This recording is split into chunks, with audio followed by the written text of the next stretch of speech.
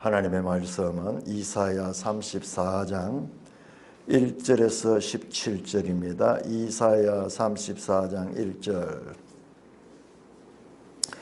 열국이여 너희는 나와 들을지어다. 민족들이여 귀를 기울일지어다. 땅과 땅에 충만한 것, 세계와 세계에서 나는 모든 것이여 들을지어다.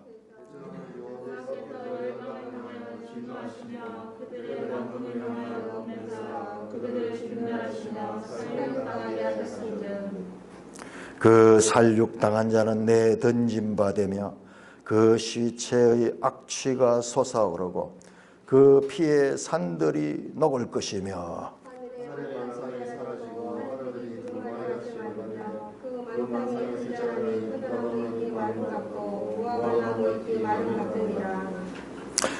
여호와의 칼이 하늘에서 족하게 마셨은즉 보라 이것이 에돔 위에 내리며 진멸하시기로 한 백성 위에 내려 그를 심판할 것이라. 여호와의 칼이 피리고 돌림나무와 염소의 피를 만족하고 이는 모든 생명의 가공받고 원대하니 이는 여호와를 위한 희생이 모자이고 큰 살들이 땅에 있으리라. 들소와 송아지와 숫소가 함께 도살장에 내려가니 그들의 땅이 피에 취하며 흙이 기름으로 윤택하리라. 이것은 여호와께서 공급하시는 시온의 성사를 위하여 신원하시는 거라. 에돔의 시내들이 변하여 역청이 되고 그 티끌은 유황이 되고 그 땅은 불붙는 역청이 되며 낮에나 밤에나 꺼지지 아니하고 그 연기가 끊임없이 뛰어오를 것이며 득세에 황무하여 그리워지는 자가 영영이 없겠고 땅아새와 고슴도치가 그 땅을 차지하며 부엉이와 까마귀가 거기에 살 것이라. 여호와께서 그 위에 혼란의 줄과 공허의 추를 들이우실 것인즉 그들이 국가를 이루려 하여 귀인들을 부르되 아무도 없고 그 모든 방백도 없게 될 것이요 그 궁궐에는 가시나무가 나며 그 견고한 성에는 은근키와 새품이 자라서 성냥이의 굴과 타조의 처소가 될 것이니 그 짐승이 뛰어와 만나며 소년소가 그 동료를 부르며 늑대니가 거기에 살며 쉬는 것을 하시며 부엉이가 거기에 깃들이고 알을 낳아 까서 그 그늘에 모으며 솔개들도 각각 제 짝과 함께 거기에 모이리라. 너희는 여호와의 집에서 찾아 읽어보라. 이것들 가운데서 빠진 것이 하나도 없고 질짝이 없는 것이 없으리니 이는 여호와의 입이 이를 명령하셨고 그의 영이 이것들을 모으셨습니다. 여호와께서 그것들을 위하여 제비를 뽑으시며 그의 손으로 줄을 띄어 그 땅을 그것들에게 나누어 주셨으니 그들이 영원히 차지하며 대대로 거기에 살리라. 하나님 아버지 은혜를 감사합니다. 오늘 이 시간에 이사야 34장 참으로 성경 중에 성경이요 말씀 중에 말씀을 함께 상고할 수 있는 특별한 은혜를 베풀어 주시니 감사를 드립니다. 진리의 영이신 스승 되신 성령께서 이 시간 저희와 함께 하시고 인도하여 주셔서 우리의 귀에다 대고 우리의 등 뒤에서 이 말씀에 담긴 뜻을 자세하게 풀어 일러 주시옵소서. 우리 주 예수 그리스도 이름으로 감사하며 기도드리옵나이다. 아멘. 우리가 세계적으로 유명한 그 이 명작 소설 같은 거 우리는 잘 몰라요.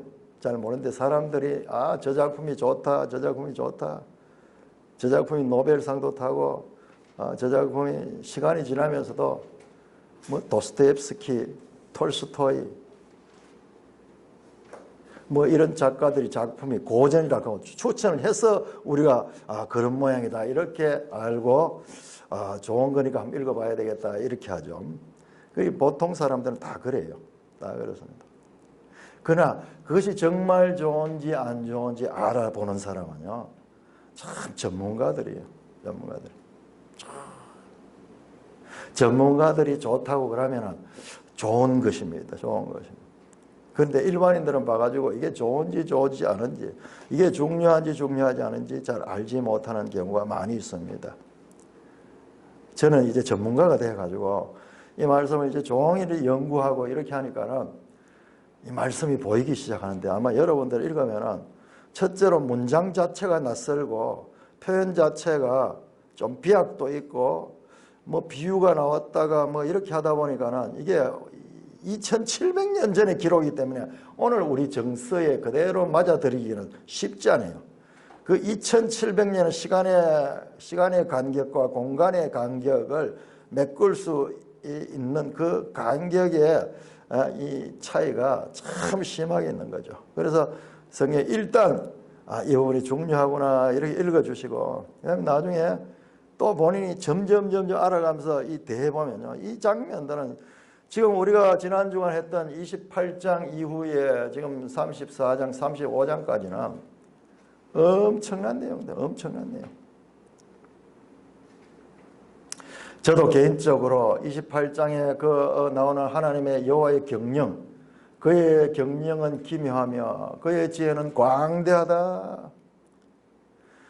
교훈에 교훈을 더하며 경계에 경계를 더하면서 여기도 조금 저기도 조금, 또 그 말씀들 아주 중요한 말씀인 줄 알겠는데 이게 정말 이게 무슨 내용인가는 제대로 잘 알지 못했는데 이번 기회에 제대로 알게 되고, 그 다음에 특별히 오늘 34장, 35장 이어지는 내용은요, 지금까지 총 내용의 총 결론입니다. 자, 이사야서를 다시 한번 정리해 봅시다. 자, 여러분들 이사야 1장에서 5장까지는요 되게 서론이지만은 되게 중요한 내용이에요. 서론인데 길죠. 5장까지가 되죠. 더 엄밀하게 구분하는 부분은 그 서론을 세 서론으로 구분하는 분들이 있어요. 자, 6장부터 시작입니다. 왜냐하면 6장에 이사야가 그 하나님의 부름을 받고 또 사역을 시작하게 되잖아요. 6장에. 그래서 7장부터 12장까지가 한 단락이었어요. 아하스 왕 시대에 12장이 찬송으로 끝이 났습니다. 그리고 13장에서 23장까지는 열국에 대한 심판선이 나오고, 그리고 24장에서 27장까지는요 또 우주적인 그와 같은 구속의 완성에 대한 말씀이 나왔고요. 그 이후 28장에서 지금 33장까지 한 장 한 장이 중요하면서도 특별히 34장은 지금까지 나왔던 모든 내용의 총 결론입니다. 34장, 35장이 전체의 총 결론입니다. 자, 여러분 36장 한 표, 36장 이 구성이 어떻게 됐는가? 이 이사야를 제대로 이해한다는 성경의 가장 깊은 것을 이해하는 거예요. 저도 이번에 올 여름을 이 속에 헤엄을 치면서 이 속에 뒹굴었는데 이제 보여요. 이게 만만한 책이 아니에요. 저 등산으로 치면 에베레스트 산같이 높은 그런 이 골짜기가 있고 높은 그 산이에요. 올라가는데 이 보통 사람이 올라갈 수 없는 거예요. 자, 36장에서 39장까지는요 열왕기 내용입니다. 열왕기 내용. 자, 이것은 왜 이것이 중간에 생뚱맞게 이 역사서 스타일의 내용이 이 선지서 속에 들어와 있는가? 이것은 나중에 알게 돼요. 여기에 딱 들어있어요. 그러니까 지금 39장까지 가운데서 35장이 끝이에요. 실제적으로 36장에서 39장까지는 역사서 내용이 나옵니다. 이게 11개에 나온 내용 그대로 다시 여기 나오고 있어요. 왜 이렇게 될까? 많은 분들은 이 구성 자체가 편집을 하다 보니까는 어떻게 하다 보니까는 편집이 제대로 안 돼 가지고 여기 낀 게 느끼고 이렇게 하면서 늘 자유주의 신학자들은 그렇게 성경을 보는 거예요. 그러니까 성경을 믿지 못하는 거예요.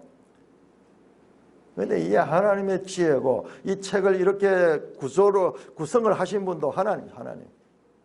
자, 그런 구성입니다. 자, 34장,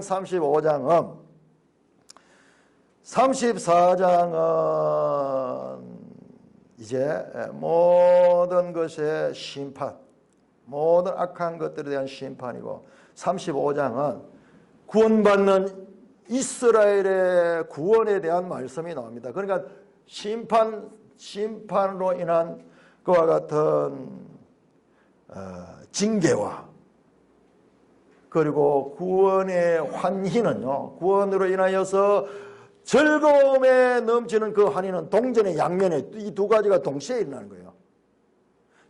한쪽에서는 심판당하여 멸망이 되고 다른 한쪽에서는 그때 바로 구원받아서 영원한 하나님 나라에 속하게 되는 것입니다.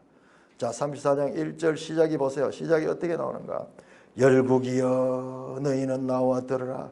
민족들이여 귀를 기울이라. 땅과 땅에 충만한 것 세계와 세계에서 나는 모든 것이여 들을지어다. 스케일을 보세요. 스케일을. 아니 인간이 쓴 책에서 과연 이와 같은 대상, 이와 같은 어마어마한 대상을 불러내고 그에게 선포할 수 있는 그런 존재가 세상에 있겠습니까? 열국이여 민족들이여 땅과 땅에 충만한 것 세계와 세계에서 나는 모든 것이여 들을지어다. 쉐마 들으라 이스라엘아 쉐마. 하나님 말씀을 쉐마합니다. 들어야 됩니다. 그런데 그 말씀은 사람만 듣는 것이 아니라 모든 피조물들 눈에 보이는 것이나 보이지 않으나 모든 하나님의 피조물들이 다 듣는 것과 같은 말씀입니다. 귀를 기울일지어다.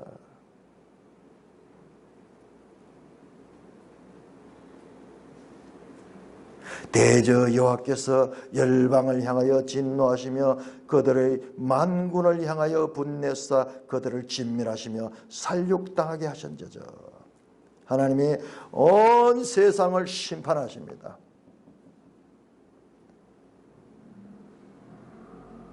여호와께서 열방을 향하여 진노하시며. 자, 우리 시편 2편 한번 볼까요? 시편 2편.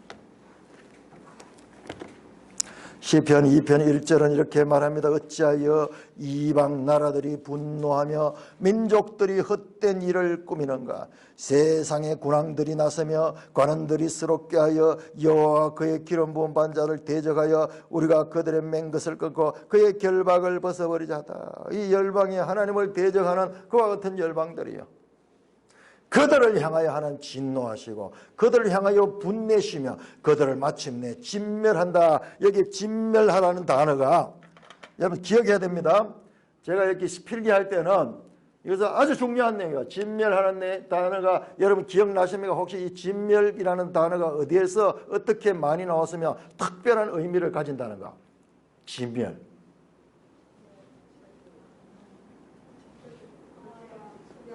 아멘. 그렇습니다. 그게 뭐냐? 헤렘이에요. 헤렘.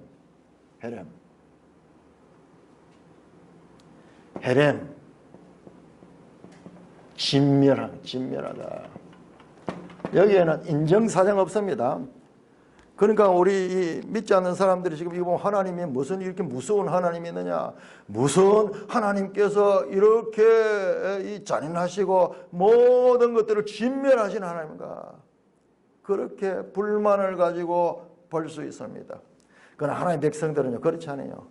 하나님의 백성들은 이와 같은 하나님의 진노와 하나님의 진멸하심을 보고 죄의 심각성, 죄가 얼마나 무서운 것인지, 하나님께서도 그것을 반드시 진멸하시지 아니하시면은 하나님의 나라가 세워질 수 없다는 것을 아시기 때문에 인자하시고 자비하시고 사랑이 많으시고 긍휼이 많으신 하나님만은 이 부분에서는 진멸합니다. 반드시 진멸합니다. 이걸 하면서 늘 우리가 예를 드는 게 그거잖아요. 지금 전염병 같이, 전염이 격리를 시켜야 돼요. 격리를 시켜야 돼요. 만약 그것을 인정에 치우쳐서 그것을 놔두게 되면 온 땅이 다 오염이 되고 온 땅이 다 사망에 처해질 수밖에 없기 때문에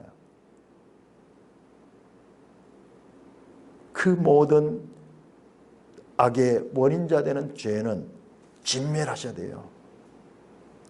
구원받지 못한 이 사람들은요, 이런 내용을 보면 하나님에 대해서 오히려 진노하는 거예요. 무슨 하나님이 이러냐? 하나님의 백성들은요, 죄의 심각성을 깨닫는 거예요. 하나님조차도 진멸하시지 아니하시면은 그의 공의와 정의가 세워질 수 없다는 것을 보시기 때문에, 진멸하시며 살육당하게 하셨은즉, 완전히 죽여버립니다. 죽여버립니다. 그 살육당한 자는 내 던짐받으며 그 사체의 악취가 솟아오르 그 피의 산들이 녹을 것이며, 하나님은요, 이사야를 통해서 문학적으로 우리가 그림으로 기억할 수 있도록 그 장면을 생생하게 그려 보여줍니다. 그 살육당하여 그 시체가 썩어가지고 악취가 나며 그 피가 얼마나 쏟아지는지 그 산들 위에 피가 범벅이 되어서 녹아내리며 하늘의 만상이 사라지고 하늘들이 두루마리같이 말리되, 와, 이런 거 보세요. 이 지금 하나님이 이 불러내는 열국과 민족들과 땅과 땅의 충만과 세계에 나는 모든 것들, 하나님의 심판의 대상은 하늘의 만상들도 포함됩니다. 하늘의 만상이 사라지며, 하늘의 만상은 1월 성신, 하늘의 모든 전체의 그 피조물들, 하늘들이 두루마치같이 말리되. 자, 히브리어에서 하늘은 복수입니다. 하늘들이 두루마리같이 말리되. 자, 그렇다면요, 말리기 전에 어떻게 해서 두루마리를 펼치듯이 하나님께서 쫙 펼친 그 하늘들이 이제 하나님이 심판하시면 그것을 다 말아버립니다. 베드로후서 3장 12절 이 말씀을 인용하고 있습니다. 우리 한번 찾아볼까요? 베드로후서 3장.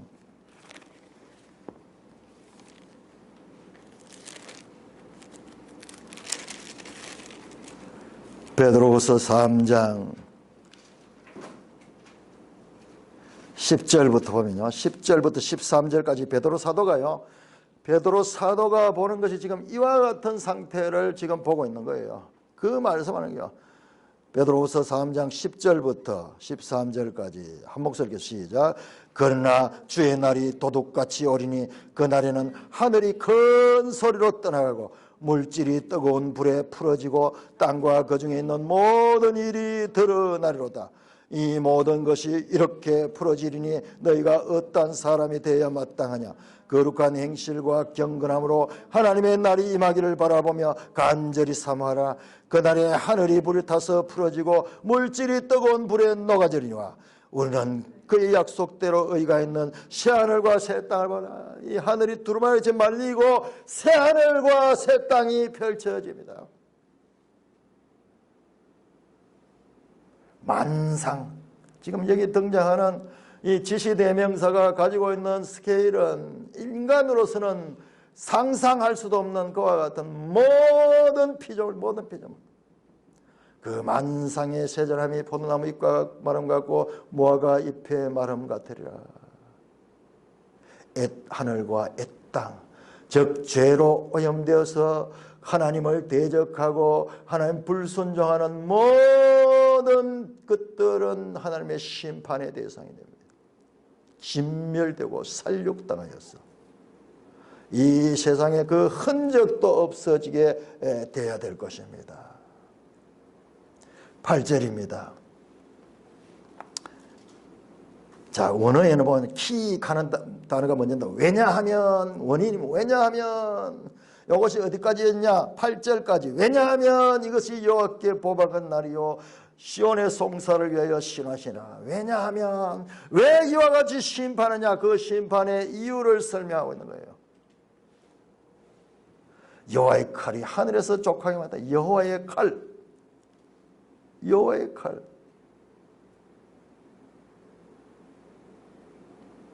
심판의 칼입니다. 자, 우리 31장 8절 한번 볼까요? 31장 8절에 아수르는 칼에 엎드러질 것이나 사람의 칼로 말미암아 아니하고 칼에 삼켜질 것이나 사람의 칼로 말미암아 그는 칼 앞에서 도망갈 것이요 사람의 칼이 아닌 칼 그 칼은 바로 여호와의 칼이었어요. 여호와의 칼. 여호와의 칼이 하늘에서 족하게 마셨은저 보라 그것이 에돔 위에 내리며 하늘의 허락을 받았습니다. 하늘에서 지금 이 칼이 내려오기 시작합니다.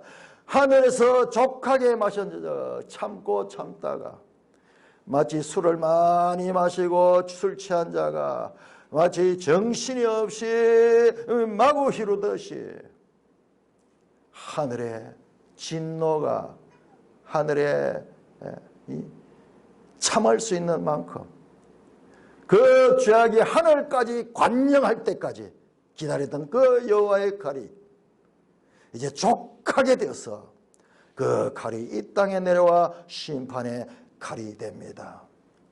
보라 이것이 에돔 위에 내리며 진멸하시기로 한 백성 위에 내린다. 에돔.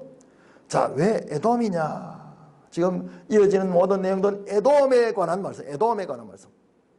자, 우리가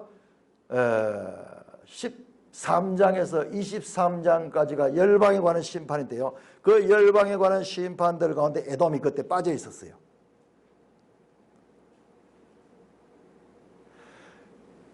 25장 한번 볼까요? 25장 10절.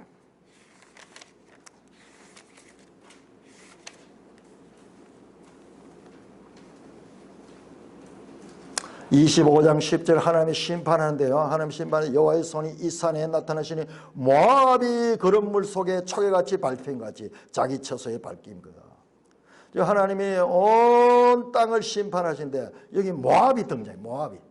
그리고 여기도 마찬가지로 온 땅에 대한 심판인데 에돔이 등장해. 에돔은 대표성을 가지고 있는 대표적인 상징. 모든 악한 나라들의 표상이에요. 표상. 대표적인 그와 같은 것이 에돔이다. 왜 에돔인가? 왜 에돔인가? 여러분 나름대로 생각 한번 해보세요. 왜 에돔일까?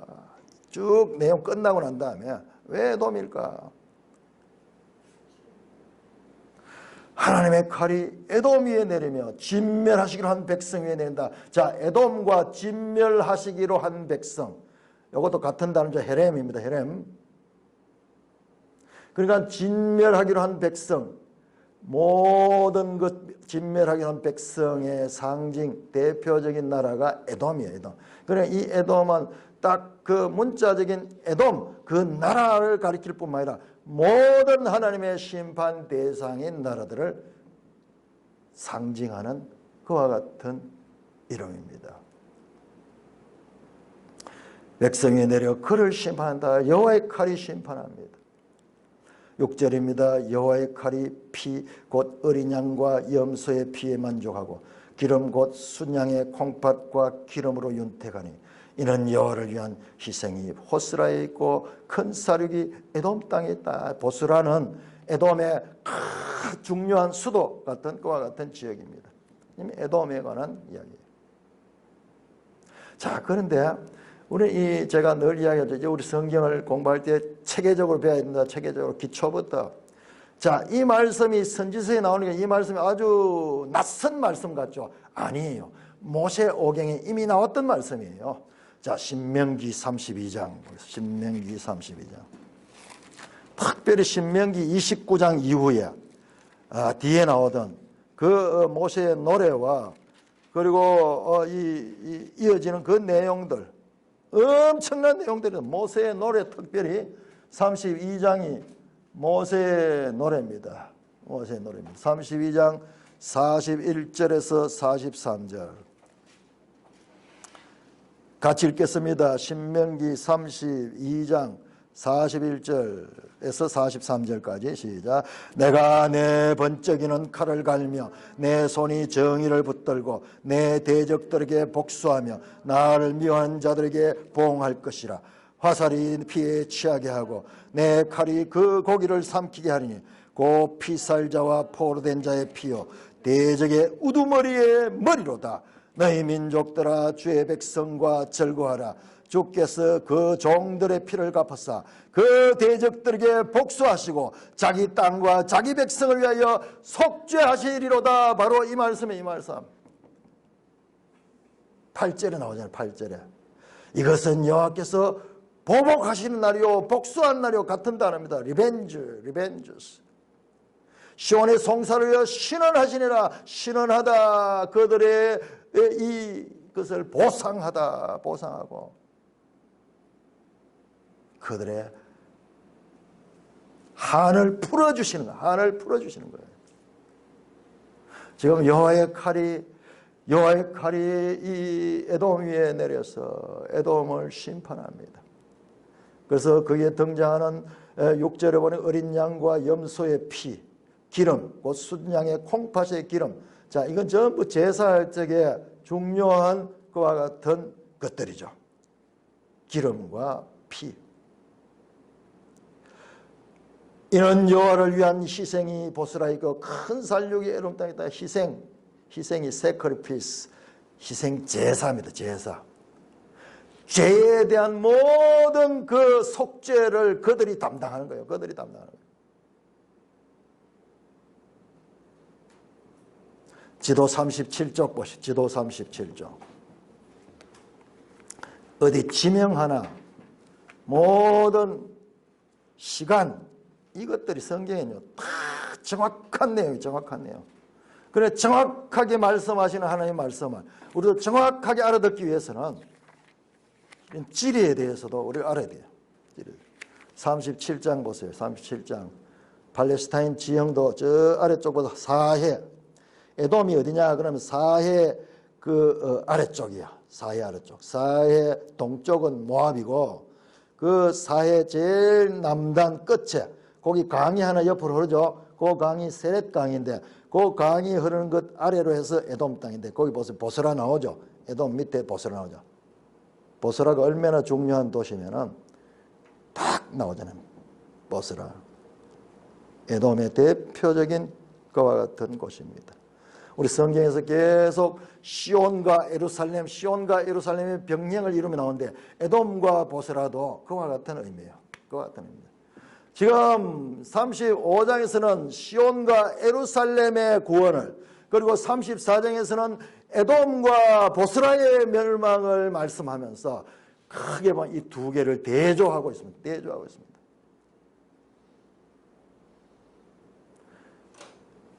7절 후반절입니다. 그들이 땅의 피에 취하며 흙이 기름으로 윤택하리라. 그 기름, 짐승의 제물로 받은 그 기름이 땅에 흩어지니까는 그 기름이 땅이 번들번들하게 된다 이거죠. 피가 그 땅에 뿌려지고 8절 앞에 원에는 키 감사. 왜냐하면 나옵니다. 왜냐하면 이것은 여호와께서 보복하시는 날이요. 리벤지. 시온의 송사를 위하여 신원하시나. 시온이 억울한 일을 당해서 고소했는 거예요. 송사했는 거예요. 송사. 그 시온의 송사가 해결되고 그 송사의 그 원한이 풀어지는 날이다. 풀어진다. 여호와께서 보복하시는 날이요. 시온의 송사를 위하여 신원하시니라. 여기 나오는 단어들이 참 계시록에 또 나오는 계시록에. 성도들의 한을 신원하여 주시옵소서 하면서 참 이 순교한 영혼들이 하나님께 구하는데 그와 같은 시온의 송사가 신원하시는 해입니다. 9절입니다. 에돔의 시내들이 변하여 역청이 되고 그 티끌은 유황이 되고 그 땅은 불붙는 역청이 되며. 자, 여기 나오는 유황, 역청, 불붙는 역청, 이거 혹시 생각나는 거 있습니까? 여러분, 이게 창세기 19장에는 소돔이 있죠. 소돔이 에돔에 속해 있는 땅이에요. 소돔이 그 소알하고 이것들이 전부 에돔 이 사해 끝쪽 그 고기예요. 창세기 19장에 나오던 그 소돔의 심판에 관한 메시지가 지금 나옵니다. 에돔의 시내들이 변하여 역청이 되고 그 티끌은 유황이 되고 그 땅은 불붙는 역청이 되며, 역청이 이게 아스팔트잖아요. 이게 지금 우리가 기름으로 만들어 쓰는 그거잖아요. 그걸 불 붙잖아요. 불 붙어가지고 막 불타고 있잖아요. 불타고 있잖아요. 이때까지만 해도 이것은 아무 쓸모없는 그와 같은 참으로 이 땅을 황폐하게 하는 쓸모없는 것이었는데, 이거를 정제해가지고 기름으로 현대인들이 사용하고 있잖아요.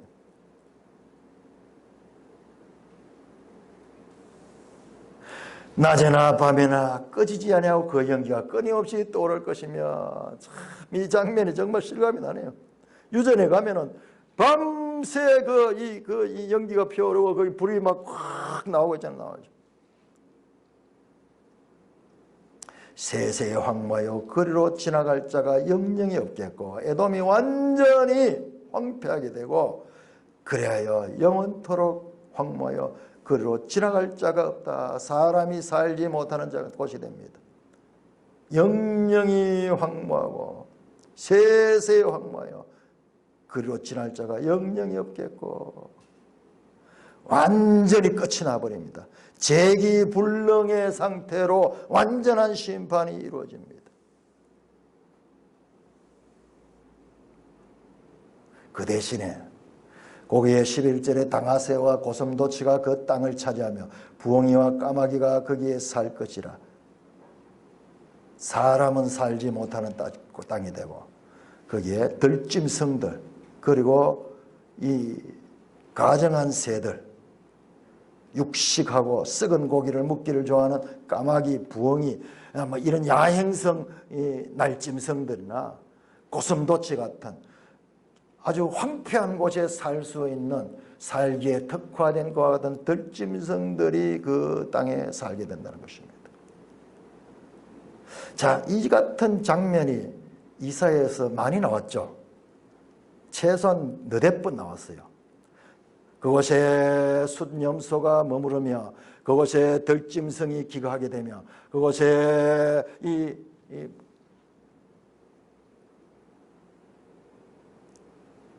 이리와 성냥이들이 사는 곳이 된다. 그것은 황폐함을 말하는 그림 언어예요.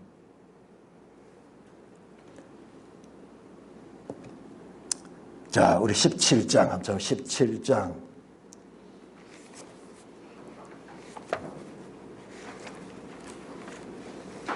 17장 2절. 자, 이런 내용이 나오면은, 여기는 목축문화이기 때문에 계속 그 목축적인 그런 용어를 가지고 사용하거든요. 야, 하나님께서 이 선지자들이 말씀 가운데 하나님이 즐겨 사용하는 표현법이 있어요. 표현법이. 17장 2절, 아로엘의 성읍들이 버림을 당하니 양무리에 치는 곳이 되며 양이 눕되 놀랍게 할 자가 없을 것이다. 그 사람 사는 성읍이 양들이 사는 곳이 되는 거예요. 양들이 그 안에 유유히 풀을 뜯고 거기에 누워 있어도 쫓아내는 사람이 없는 거예요. 이것은 황무하게 되는 것을 나타내는 간접 화법이에요. 자, 27장 10절.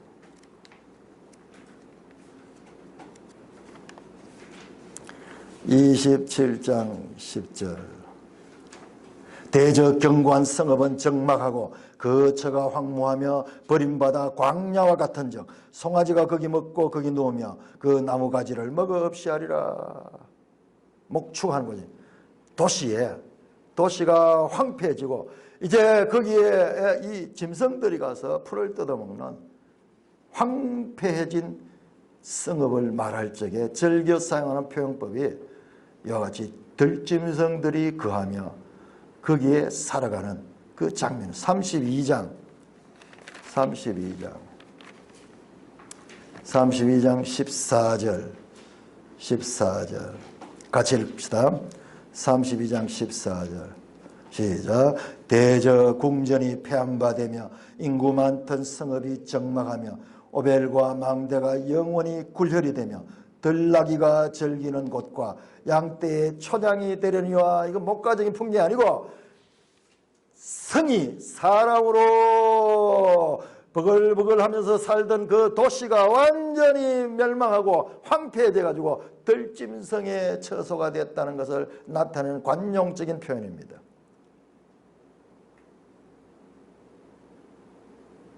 그러니까 이제 앞으로 이런 내용이 나오면 아, 이게 그런 내용이구나 탁 정리할 수 있대요.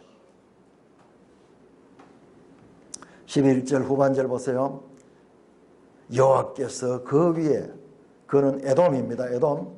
그 위에 혼란의 줄과 공의의 추를 들이우실 것인자. 이 문학적인 표현을 한번 보세요.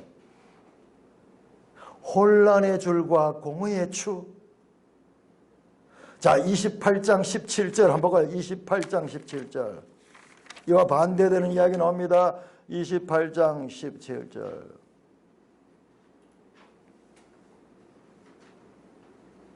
28장 17절 같이 읽습니다. 시작. 나는 정의를 청량줄로 삼고 공의를 저울추로 삼으니. 정의를 청량줄로 삼고, 청량줄 간기 다림줄 간기 다림줄, 옛날에 건축할 적에 쫙 수직 맞추고 수평을 맞춘다는 그겁니다. 청량하는 거, 청량. 하나님은 정의와 공의를 가지고 청량하시는 분이다. 그런데 여기는 혼란의 줄과 공의의 추가 드리워진다. 이거는요, 형용 모순입니다. 혼란, 공의는 파멸되는 거예요. 줄과 추는 건설할 때 사용하는 도구예요. 건설할 때에. 집을 건축하거나 성을 건축할 적에 사용되는 추와 이 줄이, 그 줄이 혼란의 줄이 되고 공의의 추가 된다. 이 단어가 어디서 왔냐? 창세기 1장 2절에 땅은 어떻게 혼돈하고 공허하며 토후 앤 보후, 토후 앤 보후, 혼돈하며 공허, 같은 단어예요. 같은 단어. 하나님이 천지를 창조하시고 모든 것을 건실하신 그 하나님께서 이제 악의 세력은 완전히 어떻게 했냐? 파멸시켜버린, 파멸시켰냐? 형용 모순입니다. 건설하는 줄과 건설하는 추가 혼돈하고 공하고 원상태로 그 파멸시켜버리는 그와 같은 표현으로 사용되고 있습니다.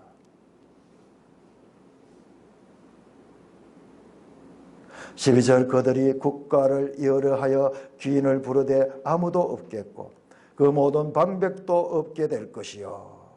그들이요, 살아남은 자가 좀 있어가지고 다시 이제 국가를 세우려고 하지만은 그 나라를 이어갈 사람이 없는 거예요. 귀인들을 부르되 아무도 없겠고 모든 방백도 없게 될 것이며 그들이 나라를 세우려 하려 해도 나라가 다시 성립되지 않습니다.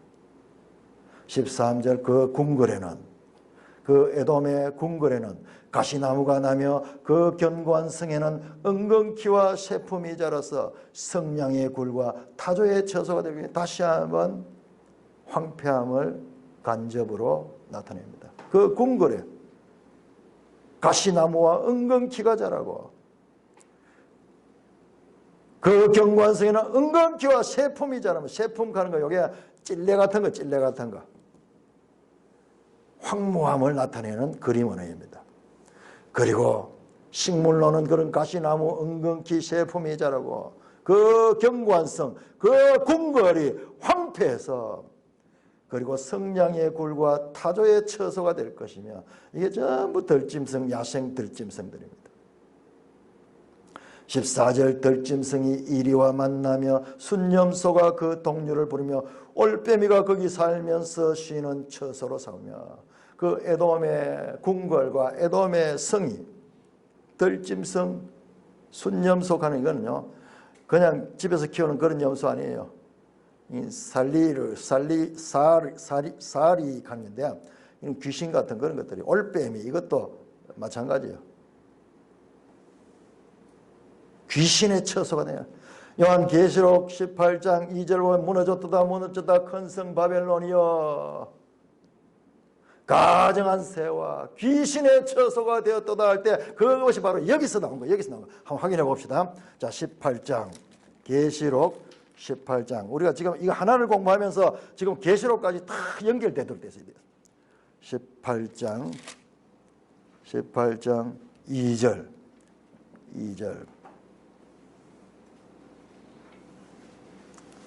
같이 읽습니다. 시작. 힘찬 음성으로 외쳐 이르되 무너졌도다 무너졌도다 큰 성 바벨론이여 귀신의 처소와 각종 더러운 영이 모이는 곳과 각종 더럽고 가증한 새들이 모이는 곳이 되었다. 계시록 전말할 때 지금 이걸 가지고 이야. 지금 이사야서와 선지서에서 나왔던 이와 같은 들짐승의 처소 그리고 귀신들의 처소 그와 같은 이 형용했던 그 그림 언어들이 다 모여가지고 저기 한 줄로 쫙 정리되는 거예요. 부엉이가 거기에 깃들이고 알을 까서 그 그늘에 모으며 솔개들도 각각 제 짝을 찾아 거기에 모이라. 여기 나오는 새들이 전부 다 레위기 11장은 가증한 새가 사람이 먹어서는 안 되는 가증한 새들 육식 그와 같은 맹금류들 그것이 어떻게 에돔의 주인이 된다는 겁니다. 에돔의 주인은요. 16절입니다. 너희는 여호와의 책에서 찾아 읽어보라. 이것들 가운데 빠진 것이 하나도 없고 제 짝이 없는 것이 없으니 이는 여호와의 입이 이를 명령하셨고 그의 영이 이것들을 모아십니다. 여러분들 이 16절은요. 오늘날 가장 많이 오해되는 성경 구절이에요. 정말 유명하다고 하는 분들이요. 이 말씀을 인용하면서 봐라 이것은 성경에는 신약과 구약이 다 짝이 있다 이런 용어로 이 말씀을 해석하는데 그런 뜻 아니에요. 그럼 우리가 지금까지 성경을 읽을 적에 문맥으로 읽지 못하고 그러다 보니까는 그런 일들이 일어나는 겁니다. 여기 나온 제 짝이라 하는 것은 앞에 나오는 거 보세요. 15절에 보면 부엉이도 나오고 솔개들도 각각 제 짝과 함께 거의 모인다 그러죠. 제 짝. 영어로 메이트예요. 메이트. 여호와의 그러니까 문제는 여호와의 책에서 찾아보라가 여호와의 책이 무엇인가? 여호와의 책은 이와 같은 성경도 될 수 있겠지만 성경보다 더 큰 의미가 있어요. 자, 우리 출애굽기 다시 32장 갑시다. 출애굽기 32장.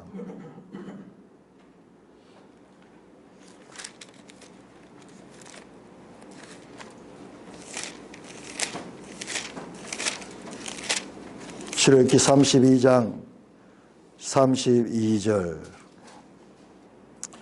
출애굽기 32장 32절 같이 읽습니다. 그러나 이제 그들의 죄를 사하시옵소서. 그렇지 아니하시오면 원하건대 주께서 그 기록하신 책에서 제 이름을 지워버려 주시옵소서. 여호와의 책은요, 이 성경 이상으로 하나님의 이 속한 것입니다.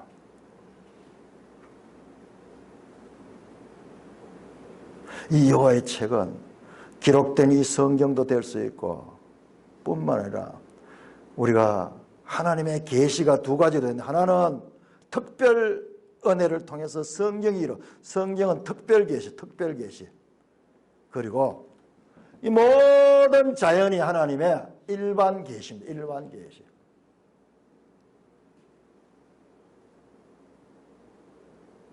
이것들이 다 제 짝을 가지고 있고 여호와의 입이 이를 명령하시고 그의 영이 이것들을 모았다. 여기서 이것들은 바로 이 들짐승들을 하나님이 에돔에 다 불러 모아가지고 그 에돔을 이 들짐승들의 처소로 만들었다는 거예요.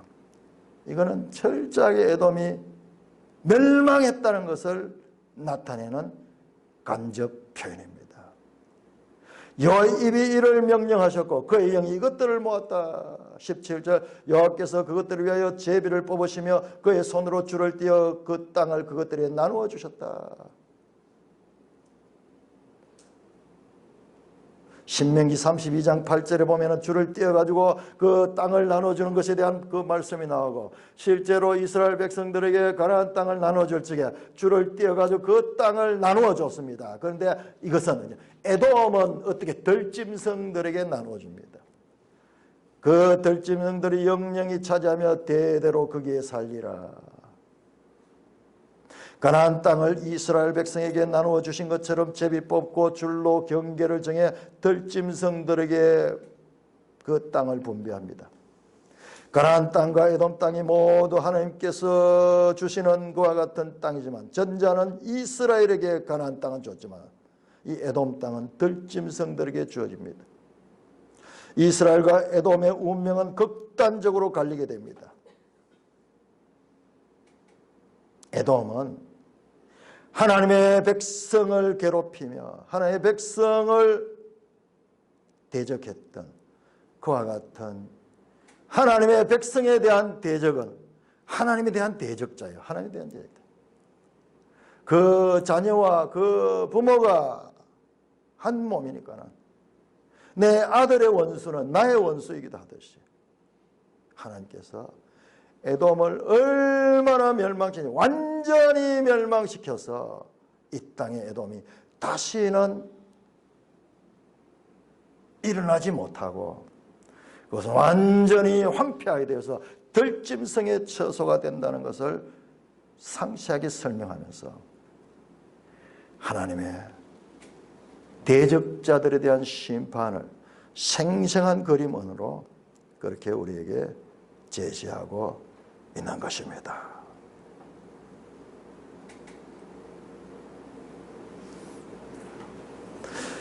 자, 오늘 여기까지 보고 혹시 질문